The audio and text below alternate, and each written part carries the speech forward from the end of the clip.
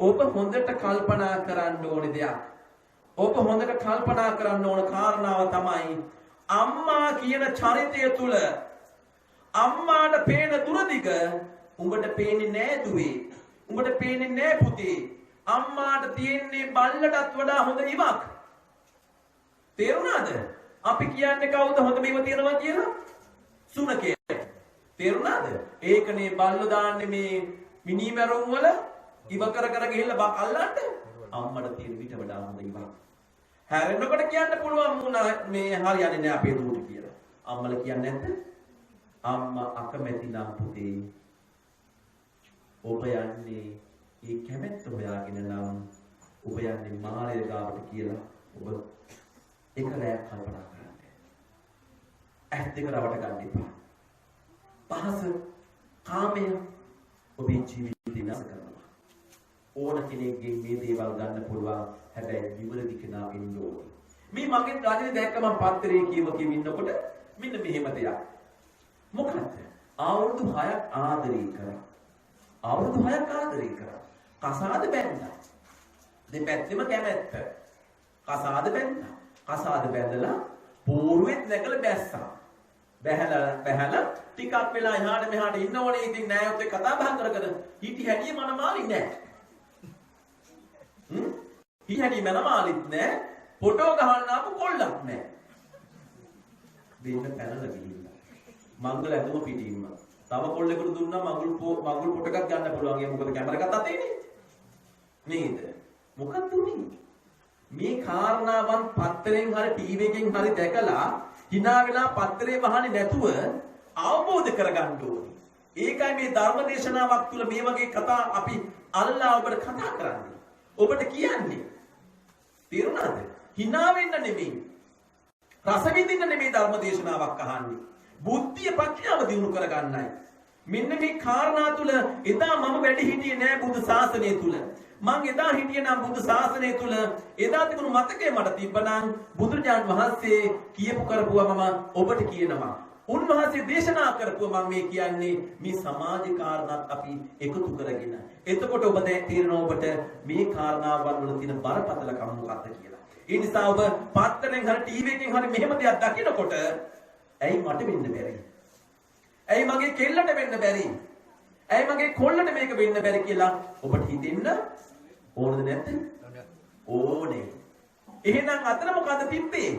ආවුරුදු ගානක් ආදරය කරා. හැබැයි සමාන සංස්කාරයක් නෙමෙයි. පැහැදිලිද? සංස්කාරයන් සමාන වෙච්ච තැන එක ඇයි පිල්ලමත්? ඇතිද නැද්ද? ඇති. මොකද සසරේ පතාගෙන ආවා. මේ පතාගෙන ආවේ හොඳ පෞල් ජීවිතයක් ගත කරන්න නකුල මාතා නකුල පීතා වගේ. හැබැයි සසරේ පතාගෙන එනවා මං ඔබ මරනවා. උඹේ මම මගෙන් ණය ගත්තා. මං ගන්නවා. දෙන්න අත්තරලා. අන්න එහෙම එනවා. එදා අවුරුදු 6ක් ආදරය කරලා කොල්ල සමහර විට ණය ගෙවන්නේ නැති. සමහර නැත්තම් කෙල්ල ණය ගෙවන්නේ නැති.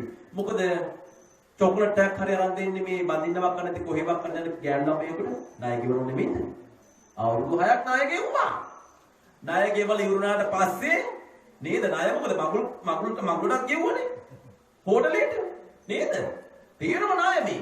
හැබැයි අන්තිමට ණය ඉවරයි. ණය ඉවර වෙච්ච තැන අන්න සමාන සංස්කාරයන් ඇති කෙනා මේ දරුවට ලං කෙරෙව්වා ෆොටෝ ගහන්න ආපු තරුණයෙක් විදියට. පැහැදිලිද? අනේ මේව අපහැදිලි නම් කියන්න ඕනේ. නේ? මෙතන තියෙන අම්මේ තාත්තේ බුද්ධාගම පාඩම නෙමෙයි. බුද්ධාගම පාඩම නෙමෙයි මේ. නේද? මේ ධර්ම දේශනාවක් නෙමෙයි. ධර්ම සාකච්ඡාව. මම මේ කියවගෙන කියලා තව ටිකකින් රාය 12 විතරනකොට කොළඹයයි. අනේ මොනවද මේ අන්දර දෙමළ වගේ කියලා ගියා හාමුදුරුවෝ නිකන් ඇවිල්ලා නේද? තීරමක් නැත්තම් අහන්න ඕනේ. හාමුදුරුවනේ මේක මොකද උනේ මේ විදියට? හාමුදුරුවෝ කිව්වද මේක හරිද? ගලප ගන්න ඕනේ. මේ හැම කාරණාවක් මම මේ තාත්තේ ගලප ගන්න ඕනේ. දාහිය බාරුචි අහලා තියෙනවද? නෑ. දාහිය බාරුචි ගැන අහලා තියෙනවද? නෑ. දාහිය බාරුචි කියන්නේ අම්මේ තාත්තේ පුතේ මේ ලෞතර බුද්ධ ශාසනය තුල වහා ධර්මය අවබෝධ කරගත්තු රහතන් වහන්සේ. ඔන්න බුදුරජාණන් වහන්සේ මග වඩිනවා. බුදුරජාණන් වහන්සේ මග වඩිනකොට පාර අයිනට වෙලා කොළපතක් අල්ලාගෙන මිනිස්සෙක් ඉන්නවා. බාහිය කියන ගමේ ඉපදුනා. දාරුචි කියලා නම ආවේ මොකද? ඇඳුමක් නැහැ. ඇඳුම් විදියට තියෙන මොකද්ද? කොළ දර කෑලි. තේරුණාද? එහෙනම් ඔය අහලා තියෙන්නේ නේද? අහලා තියෙනවා. ඔන්න පාර අයිනේ කොළපත අල්ලගෙන ඉන්නකොට බාහිය දාරුචි මෙන්න බුදුරජාණන් වහන්සේ වඩින මගින් අයිනට වෙනවා. භාග්‍යවතුන් වහන්සේ වඩින්නේ මට ඉන්න බෑ අයිනට වෙනවා. අයිනට වුණාට පස්සේ භාග්‍යවතුන් වහන්සේට දැනෙනවා මහා පින්කන්දරාවක් තියෙන කෙනෙක්. හැබැයි නූල් පුටක් ඇගිලි නෑ. දර කෑල්ලක් එල්ලන් ඉන්නේ. ඉංගින මිනිස්සෙක් කොච්චරක් ගණන් ගන්නද යනවද? නේද? රුපියල දෙන්නේ නැහැ විසික් කරගෙන යනවා බෑයයි කියලා. නේද? අන්න එතෙන්දී බුදුරජාණන් වහන්සේ කියනවා ඔබට ඔබ හිඟන මිනිස්සෙක් දකින්නවනම් ඔබ රාජකුමාරයෙක් දකින්නවනම් ඔබ තුවාල හැදිලා පනෝදාන සතෙක් සිව්පාවෙක් දකින්නවනම් ඔබ මනසින් කල්පනා කරන්න අනේ මමත් මේ සසරේ මේ වගේ කොච්චර ඉඳලා තියෙනවද කියලා. අපේයා ගන්ධස්කාරේ දෙය කියලා උඩින් හරි පැල්ලක දුවනවා. නෑ. ධර්මය අවබෝධ කර ගැනීම කියන්නේ ඒක නෙවෙයි. එතනින් මනසෙන් හිතන්න අනේ මම කොච්චර මේ සසරේදී මේ විදිහට ඉඳලා තියෙනවද? අනේ මම කොච්චර මේ සසරේදී මේ වගේ පණුව හැලෙන බල්ලෙක් වෙලා තියෙනවද ඉඳලා තියෙනවද? අන්න එහෙනම් අතින් අල්ලගෙන ඇදගෙන පන්තියට එක්කන් යන දරුවට කියලා දෙන්න පුතේ උඹත් මෙහෙම ඉඳලා තියෙනවා. එතකොට පුතා කල්පනා කරනවා අම්මා කියන්නේ මේ මොකද්ද? දරුවට ධර්මය අවබෝධ වෙනවා. බාහ්‍ය දාරුචි අයිනේ ඉන්නවා. බුදුරජාණන් වහන්සේ ඇවිල්ලා මොනවත් කියන්නේ නැහැ. පේලි හතරක් කියනවා. බාහ්‍ය දැක්කානම් දැක්කතන නතර වෙන්න. ඇහුණානම් ඇහුණතන නතර වෙන්න. දැනුණානම් දැනුණතන නතර වෙන්න. මේ ගැන කල්පනා කරන්න. මොකද්ද මේ කියන්නේ? රූප හොය යන්න එපා. රූපේ ගාව නතර වෙන්න. සිතුවිල්ලක් ඇතුනොත් සිතුවිලි හොය විදින්න එපා. මේ සිතුවිල්ල ගාව නතර වෙන්න. අපි කොහෙද? hina වුණා. හිතරෝ ගෙදර ගිහිල්ලා හොඳකට නම් නෙමෙයි අරු hina වුනේ. ඔන්න වෛරයක් බැඳ ගන්නවා. නේද? ඇඟේ හැපුණා. එතනින් ඉවර කරේ නෑ. අරගෙන ගිහිල්ලා සංගීතෙට යන්න පිහියෙන්. මෙන්න මේව ධර්ම කාරණා පුතේ දුවේ අම්මේ තාත්තේ. ඔන්න කල්පනා කරනවා මිනිත්තු කිහිපයයි ගියේ. මිනිත්තු දෙක තුනකින් මේ ඉංගින මිනිස්සයා මොකද උනේ? සියලුම කෙලෙස් නැසලා කෙලෙස් වලින් මිදුණු අරහත් භාවයට පත්වෙච්ච රහතන් වහන්සේ නමක් වෙනවා. ඔනේ මෙන්න බාහිය පස්සෙන් දුවන බුදුරජාණන් වහන්සේ මේ කාරණා හතර කියලා උන්වහන්සේ ආනන්ද හාමුදුරුවොත් එක්ක වඩිනවා. පස්සෙන් දුවගෙන එනවා. භාග්‍යවතුන් වහන්සේ මට ධර්මය අවබෝධ වුණා. මට ධර්මය අවබෝධ වුණා. මම මේ බුද්ධ ශාසනය තුල පැවිදි කරන සීක්වා කියා පස්සෙන් දුවන් එනවා. හැබැයි බුදුරජාණන් වහන්සේ දැනගෙන හිටියා ජීවත් වෙන්න බෑ කියලා. තව මිනිත්තුයි දෙකයි ජීවිතේ. කිසිම කෙනෙක් දන්නේ නැහැ. ආනන්ද හාමුදුරුවෝ දන්නේ නැහැ. මේ හිඟන මිනිස්සයා ආනන්ද හාමුදුරුවෝ පාස් කරගෙන ගියා කියලා. තේරුණාද? දැන් ඔබ හොඳට ඇඳුමක් ඇඳගෙන පාර යනවා. පාර අයින ඉන්න කෙනා සෝවාන් වෙලාද කියලා දන්නවද? නෑ. ඉතින් බැන යනවා. එතකොට පාපේ පිරෙන්නේ මොකද්ද? අනේ මං සෝවාන් වෙච්ච කෙනෙකුට නේද මේ බැන්නේ කියලා සසරේ ඔබ මිරිකනවා. සසර ඔබව නැති කරනවා. නේද? ඒ නිසා මෙතනින් ආදර්ශයක් ගන්න. ඇඳුමෙන් නෙමෙයි මිනිස්සු මනින්නේ. ඇඳුමෙන් නෙමෙයි මිනිස්සුන්ට අපි සලකන්න ඕනේ. තේරුණාද? අනේ මගේ ගමේ තිබුණ මෙහෙම වැඩක්. මගේ ගම මාතරනේ. මගේ ගමේ රෙදි නැන්දා. රෙදි ආච්චි. නේද? රෙදි අපොල් මේ ගමට නම් එන්නේ නැතුව ඇති මං. නෑනේ. නෑ ඒක තමයි. මේ ගමේ මම ඒවා කරගන්න නිසා මගේ ගම මාතර මම ටිකක් ටවුමේ හිටපු කෙනෙක්. ඒ කියන්නේ මාතර උනා දුප්පත් ගමක්. මේ ටවුන් ප්‍රදේශය ටිකක් ජනාකීර්ණ නාගරිකයි සල්ලිකාරයෝ හිටිය අපිට විතර සල්ලි දෙන්නේ නැත්තේ. ඉතින් අපේ ගෙදරට සුදුසු පරිදි සුදුම සුදු හරි ලස්සන. එතකොට මට අවුරුදු 8ක් 9ක් විතර ඇති. ආච්චි කෙනෙක් එනවා.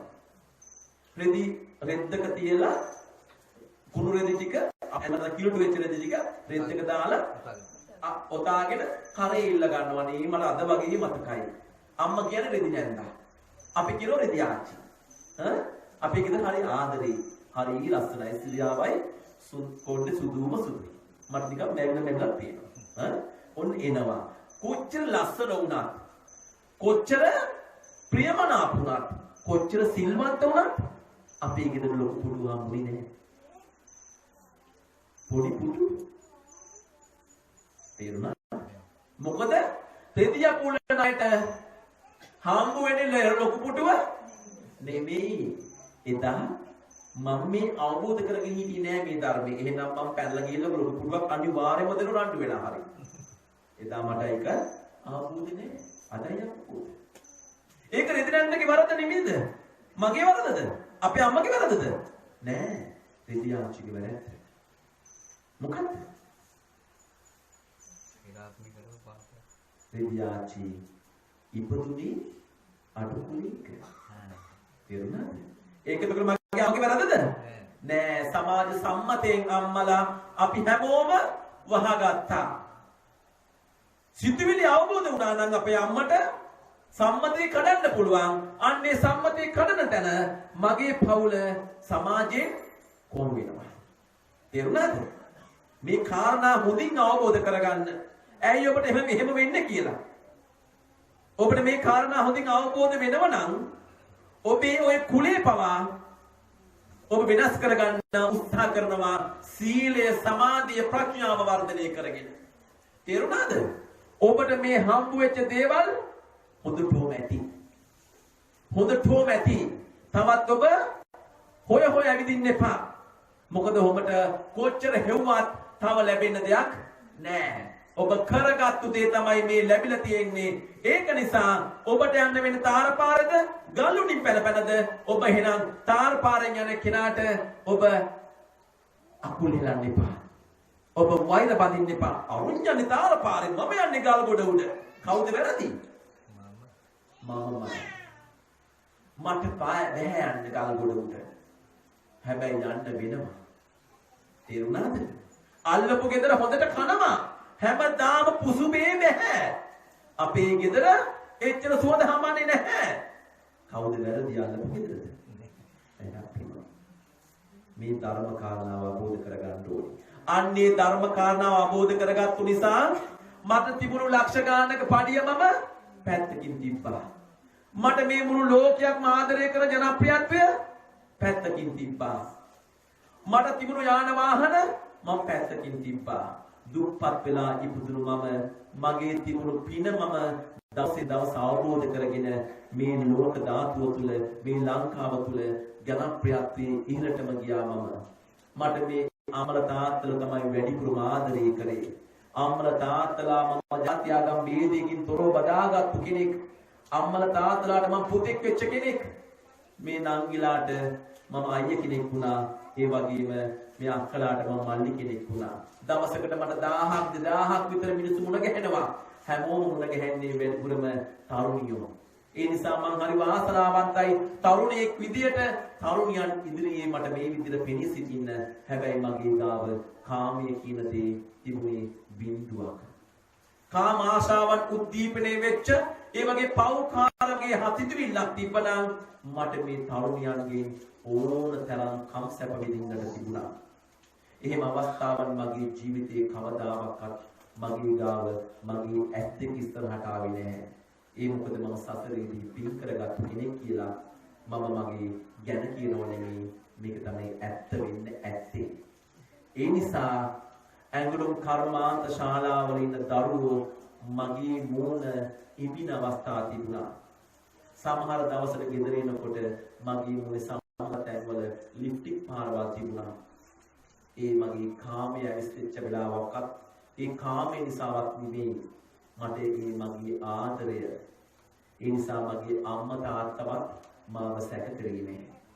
මගේ අම්මා තාත්තවත් මාව සැකෙන් මගේ දිහා බැලුවේ නැහැ. සමහර ෂර්ට් වල මගේ ඒ ළමයිගේ මූණේ තිබුණු මේකප් පාරවල් මූණේ උලාගත්තු පාරවල් තිබුණා. තෝල් දෙකේ ගාගත්තු පාට තිබුණා. ඒ මොකද අපි වැළඳ ගන්නවා. මම හරි ආසයි ළමයිව ලං වෙනවා නම් ඈතට ගියාම දැනෙන්නේ ලෙන්ගතුකම නෙමෙයි. දැන් හාමුදුරු නමක් විදියට මට ලං වෙන්න පුළුවන් සීමාවක්. ඒක සදාචාරාත්මක නොවන නිසා. හැබැයි යන්නේ තාත්තේ ඔබට මම හදවතින් ළඟයි. ඒකයි මේ මෙච්චර දුර ගෙවාගෙන මම ඔබ හොයාගෙන ආවේ ඔබට මේ ධර්මය අවබෝධ කරගන්න. ඒ නිසා ඔබ හිතන්න මම ස්වාමින් වහන්සේ නමක් අනේ මගේ පුතා නෙමෙයි කියලා. අනේ මගේ අයියා නෙමෙයි කියලා. හාමුදුරුවෝ දිහාවත් කිසිම කෙනෙකුගේ දිහාවක්වත් ඔබ කාමයේ මුල් කරගෙන බලන්න එපා. එතකොට දකින්න අනේ මගේ අයියා මේ මගේ අම්මා, මේ මගේ තාත්තා, මේ මගේ අයියා, මේ මගේ නංගි කියලා ඔබ හිතන්න. ඔබ කාමයේ අවශ්‍යගත්තුකින් මේ සසර ඔබ උස්සල පොළවේ ගන්නවා. ඒ නිසා මම ගොඩාක් සතුටු වෙනවා දවසේදී. මගේ ජීවිතේ මම පැවිදි ජීවිතයේ දැන් මාස 6ක් ගත වෙනවා. මාස 6ක් ගත වුණේ පහුගිය 8 වෙනිදාට. මම පැවිදි වෙලා මාස 6යි. මම ධර්ම දේශනාවන් මාස 3ක් ගත වෙනකොට මම ධර්ම දේශනාවට වැඩියා. මට ධර්ම අවබෝධය තිබුණා. පැවිදි වෙන්න මාස 2ක් මම ආයතනයෙන් අයින් වෙලා මේ කාරණාව කියන්නේ මම ගැන කියනෝ නෙමෙයි තරුණ දරුවන්ට ආදර්ශයක් වේවි. තරුණ දුවලට ආදර්ශයක් වේවි. අම්මලාට ආදර්ශයක් වේවි. ඒ නිසා තමයි මම පොඩ්ඩක් කියන්නේ. පැවිදි වෙන්න ඕනේ කියලා මට අදහසක් තිබුණේ සෑහෙන කාලෙක ඉඳලා. අන්නේ කාලේ නම් මම පාරමිතා පුරාගෙන ආවා. හැම දෙයකින්ම ඈත් වෙලා. අම්මට ඉඩමක් ලියලා දුන්නා මහගේ. ඒ මම බාල පුතා නිසා. අම්මගේ හිතලින් දන්න බැරි නිසා මම ඒ ඉඩම මට අකමැත්තෙන් හරි මම අස්තන ගහලා මට ලියාගත්තා. අම්මට ඕනුණා අපේ ගෙදර තිබුණු ඉඩම ලොකු ඉඩමක්. ඒ ඉඩම අපි පස් දෙනාටම ලියන්න. තාත්තා නැතිලා දැන් අවුරුදු 14ක්. මීට මාස 3කට විතර කලින් තාත්තාගේ අවුරුදු 17 දී ධර්ම දේශනාව පවත්වන්න තමයි මම ඉස්ලාම ගෙදරට වැඩි. ඒක මගේ ජීවිතේ ලොකු ආඩම්බරයක්. තාත්තා වෙනුවෙන් ධර්ම දේශනා කරන්නට හැකි වී. තාත්තා වෙනුවෙන් පින් දෙන්නට හැකි වී. එහෙම ආරම්භ කරපු මගේ ජීවිතේ මම ධර්ම දේශනාවක් වෙනුවෙන් දිග එහෙම නැත්නම් ගොඩාක් දුර තැනකට වැඩි අද දවසේ. ඒක මට හරිය සතුටක්. මට මේ හාමුදුරුවෝ ධම්මරක්කිත හාමුදුරුවෝ ආරාධනා කරා. මම ෆොටෝ ටිකක් මට එවලා තිබුණා. පන්සලක් මම දැක්කා. ඊටාත්ම අපි කියනවා නම් දුප්පත්. හැබැයි ලස්සන පන්සල. මං ආසෙ හිතුණා. මේ දවාලේ මං ඇවිදින්න ආසයි. ෆයින් ගස් තියන ගොඩාක් මේ වටේටම මම මේ ෆොටෝ වලින් දැක්කා. මම ලොකු හාමුදුරුවන්ට කිව්වා හාමුදුරුවනේ මට වඩින්න අවසර දෙන්න. මම ලස්සන පන්සලකට තමයි මේ වඩින්න යන්නේ කියලා. ඒ බාර ධම්මරක්කිත හාමුදුරුවෝ අපි ලොකු හාමුදුරුවන්ට රාමාන්‍ය මහනිකායේ අනුනායක අග මහා පඬිත නඩගම්මේ විජය මෛත්‍රී හාමුදුරුවෝ තමයි මගේ තාත්තා. මම පැවිදි කරගත්තේ ඒ හාමුදුරුවෝ. දැන් රාමාන්‍ය මහනිකායේ මහා නායක ධූරය දරන විමල රඝු හාමුදුරුවන් වහන්සේ තමයි මගේ සීයා පැවිදි කමේ. එතකොට මම මහා රාමාන්‍ය මහනිකායේ ඊටාමත් ඉහළ තනතුරු දෙකක් හොබවන ස්වාමීන් වහන්සේලා දෙදෙනෙක්ගේ පුතෙක් විදියට මේ බුද්ධ ශාසනයට අඩිය තියලා මේ ගමන ආරම්භ කරනවා. ඉතින් මම කිව්වේ මේ අම්මේ තාත්තේ මම පැවිදි වෙන්න ඕනේ කියලා අදහස් කරගෙන එක රැයකින් සියල්ල ඇතැරියා. මට තිබුණු කම්සැප සාමාන්‍ය තරුණට වඩා එහා ගියපු කම්සැප. යාන වාහන ලොකු පඩියක් ඕන තැන්වල ඇවිදින්න වාහන රටවල් වල යන්න මේ හැම දෙයක්ම මගේ ගාව තිබුණා. අඳින්න එක කල්සමක් තිබුණා මට. සමහර දාට ඉස්කෝලේ යනගෙන ගියේ යතුරු කටු ගහන කලිසම ෂර්ට් එකක් එහෙම ගිහිල්ලා අද දවසේදී මම ලෝකේ යම් කිසි පුද්ගලයෙක්ට දරා ගන්න පුළුවන් උත්තරීතම ඇඳුමට මම හිමිකමක් දෙනවා මේ බුද්ධ ජීවිතේ. ඉතින් මම මේ කිව්වේ මගේ ජීවිතය ගැන. ඔබේ පුතා ඔබේ දුව මේ බුද්ධ ශාසනය ලස්සන කරා. ඒ නිසා මට එක තවරුණක් තිබුණා. මොකද්ද? මගේම ඇස් දෙකෙන්ම දැක්කා මගේ අම්මා පුංචි කාලේදී දහදුක් විඳිනවා. දහදුකක් විඳි. මොකද අර පස්තෙනි හදාගන්න තාත්තගේ කරදරෙත් එක්ක. එතකොට මේ තාත්තගේ කරදරේ විඳලා අපි මුලින්ම හදනකොට මට අවශ්‍යතාවයක් තිබුණා මගේ අම්මා නිවන් දකින්න. ඒ නිසා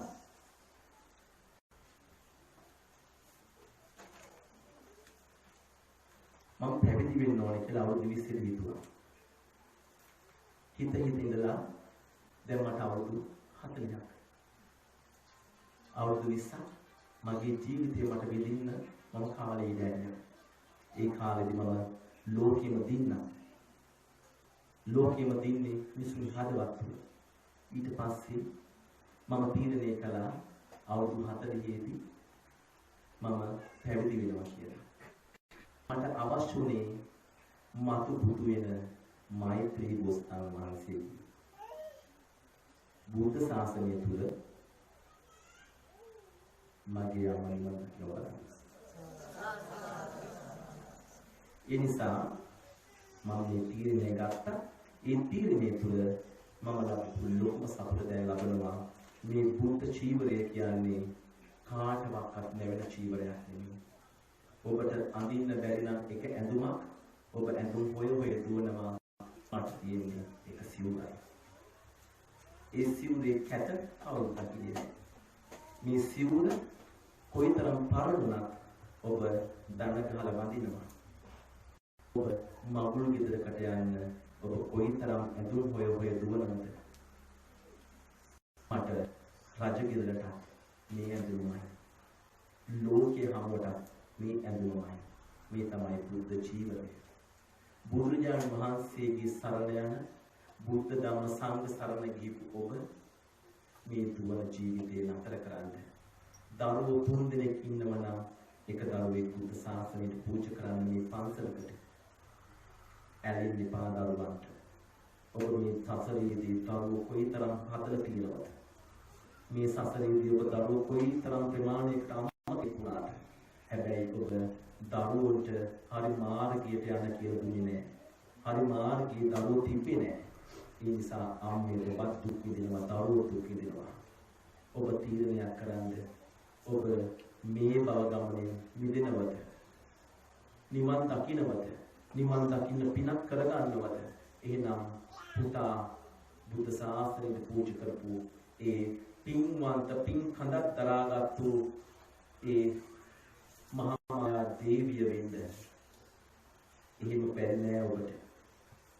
ඔබේ පුතා ලස්සනට සැරසීලා ඉන්නකොට චීවරෙන් එදා මගේ අම්මා අවසාන මොහොතේදී මම පැවිදි වෙලා එද්දි ඈත දිහාගෙන එද්දි මගේ නංගිට මගේ අම්මා කියනවලු බලන්නකෝ අයියගේ ලස්සන ඇඳුම කොච්චර ලස්සනද තියෙනවද කියලා. අඬා හිටපු මගේ අම්මේදා මගේ පන්සලේ මාවින්ද යනකොට අන්න එහෙමයි කියලා කිව්වා. ඒ නිසා ඔබට දුකයි. ඔබට කනගාටුයි.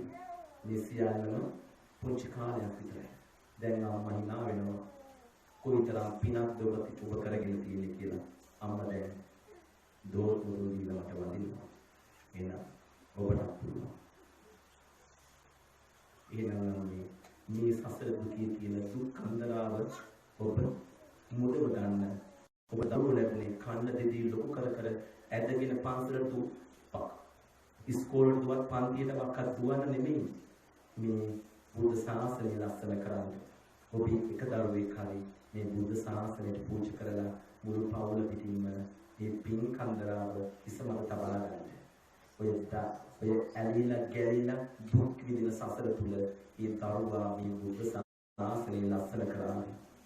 බුදු රහන්සේගේ සරණ යාවි. ඔබට පුළුවන් තමන්ගේ දරුවටම කකුල් දෙක නවල වදින්න. ඊට වඩා ලොකු පිනක් ඔබට බෑ කරන්න. තේරුණාද? ඒ නිසා ඔබ ඔය නිදි කරවන දරුවා මේ ලෝකයේ හැමෝම හැම කෙනාම ධන ගහලා වදින දරුවෙක් බවට පත් කරන්න ඔබට පුළුවන් කමක් ලැබෙන්නේ. තේරුණාද? එතකොට තමයි ඔබ මේ සසරේ යුතුයකම් ඉටු කරපු අම්මා කෙනෙක් තාත්තා කෙනෙක් වෙන්නේ. අන්නේ යුතුයකම් ඉටු කරන්න මේ ගමේ ඉන්න මම අම්මලාට ආරාධනා කරනවා. ඒත් එක්කම මේ පුංචි පන්සල ලස්සන කිරීමේ වගකීම තියෙන්නේ ඔබට. මේ පන්සල දිනෝ 1000ක් මිනිස්සු මේ පාර දෙපැත්තේ රොක් වෙලා වඩි එද්දී ඔබ කොයිතරම් සතුටු වෙනවද? මගේ ලොකු පුතා මේ පන්සලේමයි හාමුදුරුවෝ ඔබ කොයිතරම් සතුටු වෙනවද?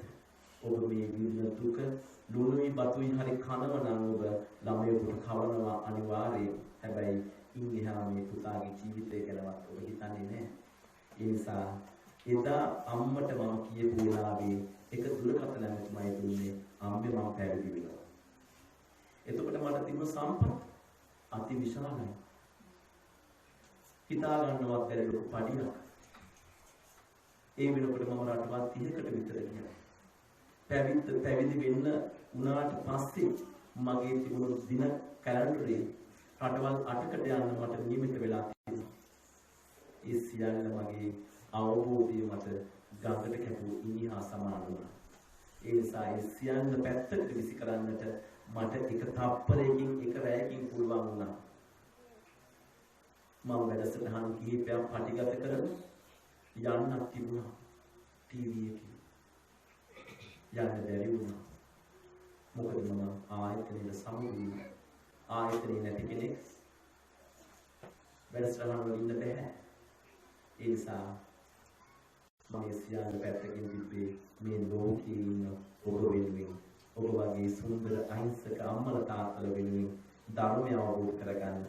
එහෙනම් ඔබ හැම දිනකටම දාහ්‍ය බාරුචි වෙන්න පුළුවන්.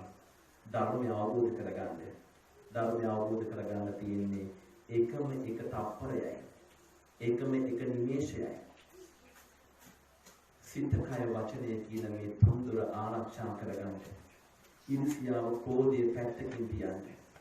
අන්නේ කෝධයේ ඉරිසියාව ඔබව විනාශ කරනවා. එහෙනම් මේ පුංචි පන්සලේ තියෙන මේ ටකරන් ඔබ තමයි gadol බවට පත් කරන්න ඕනේ. මෙන්න මේ ඉහළ තියෙන ඉටිකොල ටික ඔබ තමයි සිවිලිමත් කරන්න ඕනේ. වෙන කෙනෙක් කරන්නේ නැහැ. මේක ජාත්‍යන්තර බෞද්ධ මධ්‍යස්ථානයක් විදියට එළියට එන්න ධම්මරක්කිත හාමුදුරුවෝ අතිශයින්ම ලොකු වෙහසක් කරගන්නවා. උන්වහන්සේගේ අපි රැඳ දුරකථනයෙන් කතා කරනවා. සත්‍යයි දෙකයි මට මුණ ගැහිලා උන්වහන්සේ මට කියනවා හාමුදුරුවනේ මට ගමේ ඉන්න මිනිස්සු තමයි උදව් කරේ නැත්තම් මම මෙතන නෑ කියලා. මේ ගමේ ඉන්න ඔබ තාමත් මාදරේ උන්වහන්සේව බාර අරගෙන තියෙනවා. ඒකට මම ඔබට ස්තුති කරනවා. මගේම සහෝදරයෙක් වෙන ධම්මරක්කිත හාමුදුරුවන්ට ඒක දක්වපු ගෞරවය. බුද්ධ චීවරයට ඔබ කොයිතරම් අපහාස කරන කෙනෙක්ද? ඔබ බුද්ධ චීවරයට කොයිතරම් ඔබ ඇලුම් කරන කෙනෙක්ද? තීරණය තියෙන ඔබේ අතේ.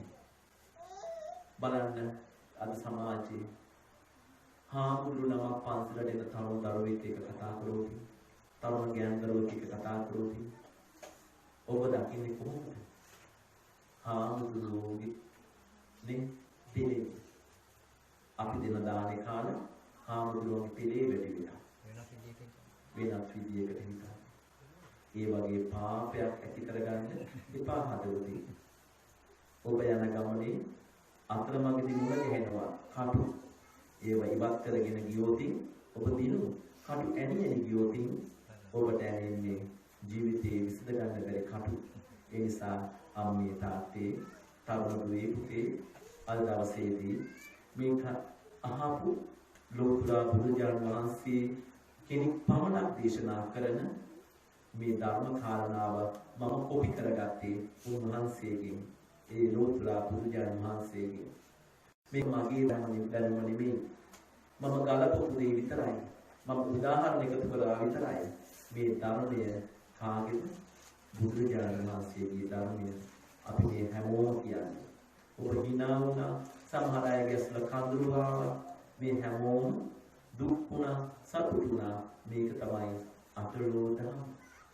දුක් වෙනවා, සතුටු වෙනවා. නිന്ദා, ප්‍රශංසා, යසාලස මේ සියල්ලම තියෙනවා. එහෙනම් ඔබ තීරණය කරන්න තමන්ගේ පවුල පිටින්ම ගොඩ යන්න ඕනේ. ඒ මොකද්ද? මුදල් වලින් නෙමෙයි. මේ බුද්ධ ශාසනයේ නැමැති ගඟින් එතර වෙන්න ඕනේ. එහෙනම් ඒ සඳහා ශක්තිය, ධෛර්යය, පාරමිතාවන් ඔබ පුරා ගන්නට අද දවසේදී අදිෂ්ඨාන කරගන්න යුතුයි.